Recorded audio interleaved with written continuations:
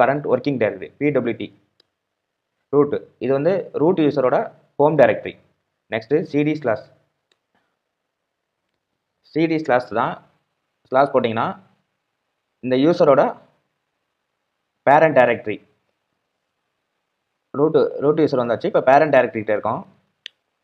Slash LS போட்டிங்கன்னா என்னென்ன directory அந்த ஃபைல் இருக்குன்னு காட்டும். ரெண்டாவது கமாண்ட் இது.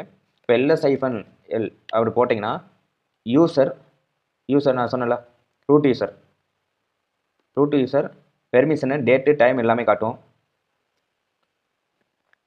ls/வேர். நெக்ஸ்ட் டைரக்டரிக்கு மூவ் ஆகிறோம். சரி, இப்போ பிரிண்ட் பண்ணிங்கன்னா வேறு டைரக்டரியில் இருக்கேன். நெக்ஸ்ட் ls-l போட்டிங்கன்னா அந்த டைரக்டரியில் இருக்க டைரக்டரி அண்ட் ஃபைல்ஸை காட்டும். இப்போ நெக்ஸ்ட்டு cd www இங்கே இருக்குது பார்த்தீங்கன்னா இந்த டைரக்டரியில் மூவ் ஆகிறேன். இப்போ பிரிண்ட் பண்ணி பார்க்குறீங்கன்னா வேறு www பாத்தில் இருக்கேன். நெக்ஸ்ட் நீங்கள் பேக்கில் வரேன்னா cd /. வேரில் வந்துட்டீங்க. கிளியர் கொடுத்துக்கோம். கிளியர் பண்ணுங்க. இப்போ பிடபிள்யூனா வேறு டைரக்டரியில் இருக்கீங்க. நான் வந்து ரூட் யூசரோட ஹோம் டைரக்டரிக்கு வந்துடுறேன். ரூட் யூசரோட ஹோம் டைரக்டரிக்கு வந்துட்டேன்.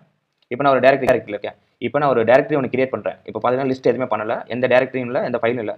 mkdir ஒரு டைரக்டரி கிரியேட் பண்ணேன். என்ன டைரக்டரி கிரியேட் பண்ணால் எக்ஸாம்பிள்னு கூட கிரியேட் பண்ணிக்கலாம். எக்ஸாம்பிள்.